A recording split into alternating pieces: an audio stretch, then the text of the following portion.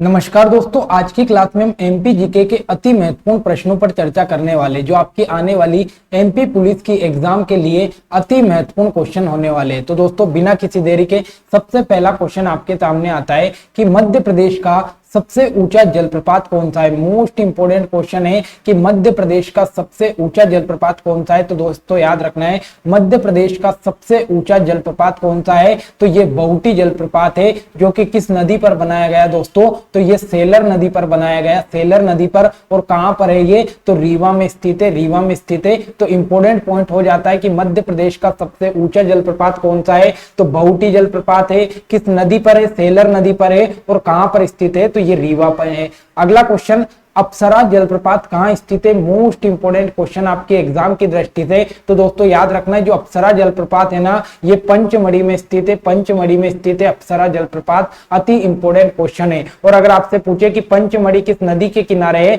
तो पंचमढ़ी के किनारे, पंचमढ़ी तवा नदी के किनारे है, जो कि कहां पर है, तो होशंगाबाद जिले में आती है आपकी पंचमढ़ी। तो ये 3 पॉइंट आपको याद रखना है। अगला क्वेश्चन, केवटी मध्य प्रदेश के किस जिले में स्थित है। तो दोस्तों याद रखना है, जो केवटी है ना, ये एक जलप्रपात है। और केवटी जलप्रपात कहां पर है दोस्तों, तो याद रखना है, ये रीवा में बनाया गया। केवटी जलप्रपात कहां बनता है, तो ये रीवा में है। मोस्ट इंपोर्टेंट क्वेश्चन है। अगला, मध्य प्रदेश में शस्त्रधारा जलप्रपात किस नदी पर स्थित है। तो याद रखना है दोस्तों, इंपोर्टेंट क्वेश्चन है, कई बार एग्जाम में पूछा गया कि जो शस्त्रधारा जलप्रपात है ना, ये नर्मदा नदी पर बनता है, नर्मदा नदी पर बनता है। और याद रखना है, ये कहां पर बनता है, तो ये महेश्वर में बनता है, महेश्वर में। और महेश्वर किस जिले में आता है, तो महेश्वर खरगोन जिले के अंतर्गत आता है। तो दोनों इंपोर्टेंट क्वेश्चन है। शस्त्रधारा जलप्रपात कहां पर है, महेश्वर में। किस नदी पर है, नर्मदा नदी पर है। और महेश्वर किस जिले में आता है, तो ये खरगोन जिले में आता है। अगला, सतपुड़ा पठार के बारे में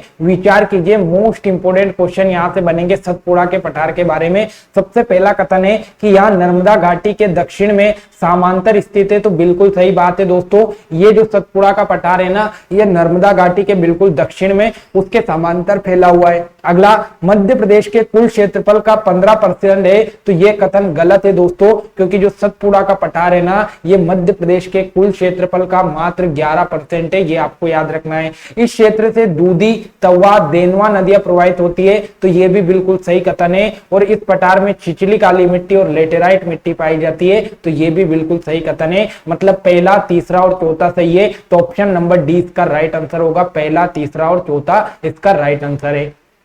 अगला, अब यहां पर कुछ चोटियां आपको याद करनी है। मध्य प्रदेश की सबसे ऊंची चोटी कौन सी है दोस्तों, धूपगढ़ की चोटी है। सतपुड़ा के पर्वत की सबसे ऊंची चोटी कौन सी है, तो ये भी धूपगढ़ की चोटी है। मैकाल श्रेणी की सबसे ऊंची चोटी कौन सी है, तो अमरकंटक की चोटी है। राजपीपला श्रेणी की सबसे ऊंची चोटी कौन सी है, तो राजपीपला श्रेणी की सबसे ऊंची चोटी चूलगिरी की चोटी है। बुंदेलखंड के पठार की सबसे ऊंची चोटी कौन सी है, तो ये सिद्ध बाबा की चोटी है। मालवा के पठार की सबसे ऊंची चोटी कौन सी है, तो ये सिगार है। और विंध्याचल पर्वत की सबसे ऊंची चोटी कौन सी है, तो ये सद्भावना, ये गुडविल की चोटी है। ये इंपोर्टेंट चोटियां है, जहां से सीधा सीधा आपका 1 नंबर का क्वेश्चन सीधा सीधा एग्जाम में बनेगा। अगला, नर्मदा सोन घाटी किन पर्वत श्रेणियों के बीच में स्थित है। तो दोस्तों याद रखना है, जो नर्मदा सोन घाटी है, ये किन 2 पर्वत श्रेणियों के बीच में स्थित है। तो याद रखना है, ये विंध्याचल और सतपुड़ा पर्वतमाला के बीच में स्थित है नर्मदा सोन घाटी। मोस्ट इंपोर्टेंट क्वेश्चन है और एग्जाम में पूछा गया क्वेश्चन है। अगला, निम्नलिखित कथनों पर विचार कीजिए। तो दोस्तों अगर हम देखें, तो जो बीना नदी है, इस बीना नदी पर भालकुंड जलप्रपात बनाया गया। बिल्कुल सही बात है। चंबल नदी की हम बात करें, तो चंबल नदी पर चूलिया जलप्रपात है। तो ये भी बिल्कुल सही है। बेनगंगा नदी की हम बात करें, तो इस पर गांगुलपारा जलप्रपात बिल्कुल सही है। और केन नदी पर कौन सा जलप्रपात है, रने जलप्रपात है। तो ये भी सही है। तो 1, 2, 3, 4 चारों ऑप्शन बिल्कुल सही है। चारों ही आपको याद रखना है, 1, 2, 3, 4।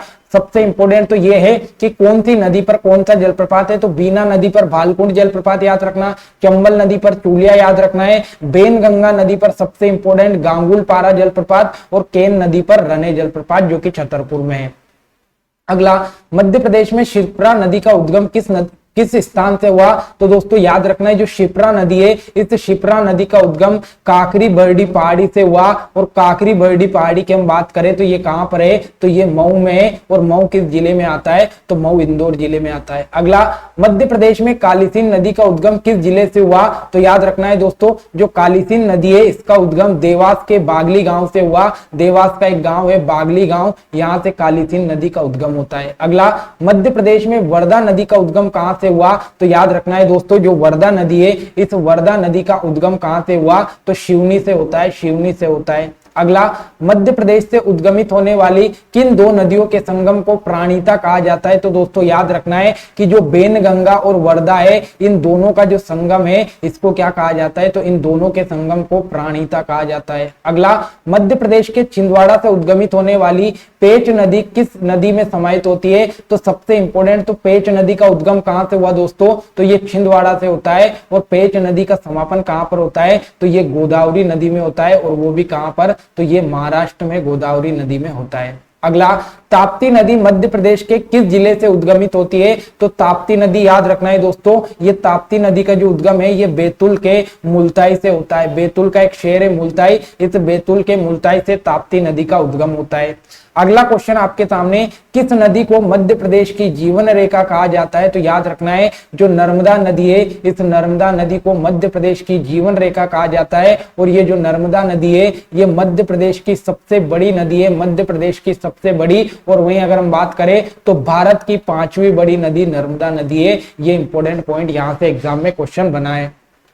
अगला, मध्य प्रदेश की किस नदी को खुशी का दाता या गिवर ऑफ प्लीजर कहा जाता है? तो याद रखना है जो नर्मदा नदी है ना दोस्तों, इस नर्मदा नदी को गिवर ऑफ प्लीजर कहा जाता है। अगला, मध्य प्रदेश की किस नदी दक्षिण में आकर गंगा नदी में मिल जाती है? तो अगर हम बात करें तो याद रखना है जो दोस्तों जो सोन नदी है, ये सोन नदी का समापन किस नदी में हुआ? तो सोन नदी का समापन गंगा नदी में होता है। ये इंपॉर्टेंट आपको याद रखना है। अगला, मध्य प्रदेश के शहडोल जिले में स्थित बाणसागर बांध का नाम किसके नाम पर रखा गया? तो याद रखना है जो बाणसागर बांध है इसका नाम बाणभट्ट के नाम पर रखा गया। ये इंपॉर्टेंट क्वेश्चन आपको याद रखना है।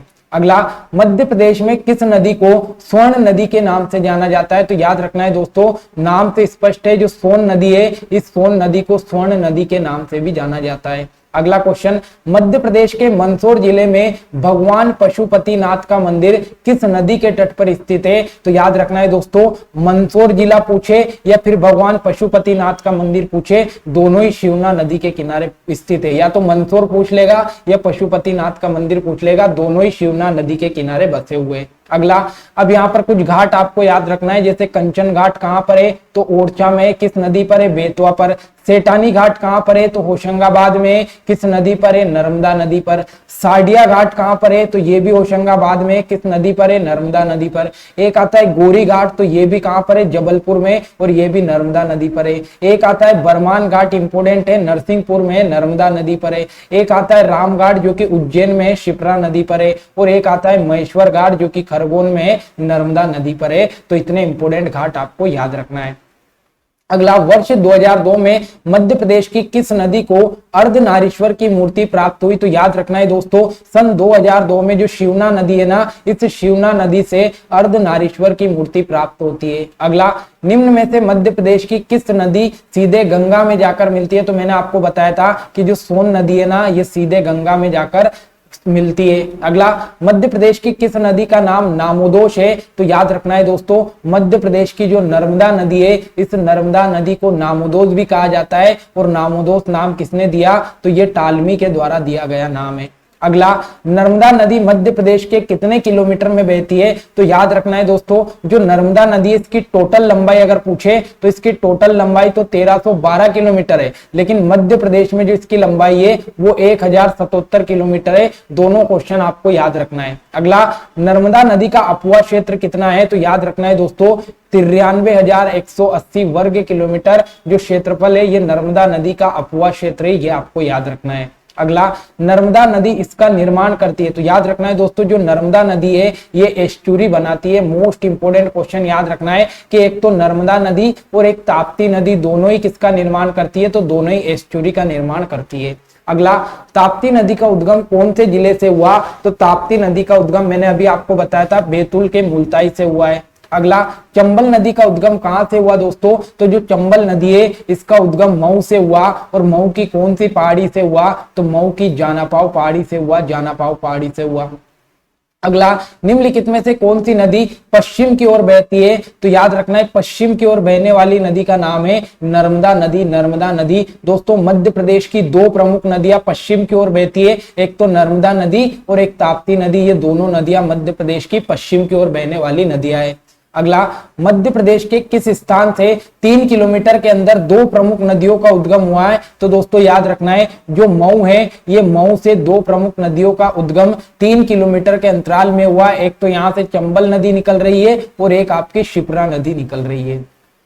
अगला, निम्न में से कौन सी नदी नर्मदा के समांतर बहती है? तो याद रखना है, नर्मदा के समांतर बहने वाली नदी कौन सी है? ताप्ती नदी है। मैंने अभी आपको बताया था कि ताप्ती नदी और नर्मदा नदी दोनों पश्चिम की ओर बहती है। अगला, मध्य प्रदेश की इस नदी का जल चूलिया झरने में गिरता है। तो याद रखना है, जो चूलिया झरना या चूलिया जलप्रपात है ये किस नदी पर है? तो ये चंबल नदी पर बनाया गया इंपोर्टेंट क्वेश्चन है। अगला, निम्न में से सही जोड़े को छाटिए। तो अगर हम देखें तो जो नर्मदा नदी है इसका उद्गम स्थल अनूपपुर है, बिल्कुल सही बात है। चंबल का उद्गम स्थल शेहडोल है, तो गलत है बिल्कुल। और ताप्ती काकरीबरडी से हुई, तो ये भी गलत है। ऑप्शन नंबर ए इसका राइट आंसर है। अगला, मध्य प्रदेश की नदियों के संबंध में सत्य कथन को छाटिए। तो पहला, सोन नदी को स्वर्ण नदी भी कहा जाता है, बिल्कुल सही बात है कि सोन नदी को स्वर्ण नदी भी कहा जाता है। अगला, चंबल नदी का प्राचीन नाम चरमावती है, तो ये भी बिल्कुल सही बात है। अगला, बेनगंगा का उद्गम परसवाड़ा पठार से हुआ, ये भी बिल्कुल सही बात है। और पूर्णा ताप्ती की प्रमुख सहायक नदी है, तो ये भी बिल्कुल सही है। चारों के चारों ऑप्शन सही है, 1 2 3 4। अगला, भालकुंड जलप्रपात कहाँ स्थित है? तो याद रखना है दोस्तों, जो भालकुंड जलप्रपात है ये सागर में स्थित है। और किस नदी पर है? तो ये बीना नदी पर बनाया गया भालकुंड जलप्रपात सागर में। ऑप्शन नंबर सी इसका राइट आंसर है। अगला, मध्य प्रदेश की किस नदी को स्वर्ण नदी कहा जाता है? तो मैंने अभी आपको बताया, सोन नदी को स्वर्ण नदी कहा जाता है। अगला, मध्य प्रदेश की निम्न नदियों में से असंगत है। तो दोस्तों अगर हम देखें तो जो सोन नदी है ये भी किसी दूसरी नदी में जाकर मिलती है, चंबल नदी भी किसी दूसरी नदी में मिलती है, और शिप्रा नदी भी दूसरी नदी में मिलती है। जबकि जो नर्मदा नदी है ये सीधी खंबात की खाड़ी में मिलती है। खंबात की खाड़ी महासागर में ये जाकर मिलती है, ये किसी अन्य नदियों से नहीं मिलती है। तो इन सब में से अलग है नर्मदा नदी। अगला, निम्न में से कौन सी नदी प्रदेश की सर्वाधिक प्रदूषित नदी है? तो याद रखना है दोस्तों, मध्य प्रदेश की सबसे प्रदूषित नदी कौन सी है? तो इसका नाम है बेतवा नदी। बेतवा नदी, ऑप्शन नंबर बी। अगला, बेतवा नदी किसमें मिलती है? तो याद रखना है दोस्तों, जो बेतवा नदी है इसका समापन यमुना नदी में होता है। और कहां पर? तो उत्तर प्रदेश में यमुना नदी में ये मिल जाती है। अगला, निम्न में से कौन सी नदी मध्य प्रदेश में नहीं बहती है? तो मध्य प्रदेश में कौन सी नदी नहीं बहती है? ताप्ती बहती है, नर्मदा बहती है। जबकि महानदी और कृष्णा दोनों नदियां मध्य प्रदेश में नहीं बहती है। इसका राइट आंसर ऑप्शन ए और डी दोनों होगा। ये क्वेश्चन एमपीपीएससी प्री 2010 में पूछा गया था, लेकिन इसमें दोनों ऑप्शन सही होने के कारण बाद में इस क्वेश्चन को डिलीट कर दिया गया था।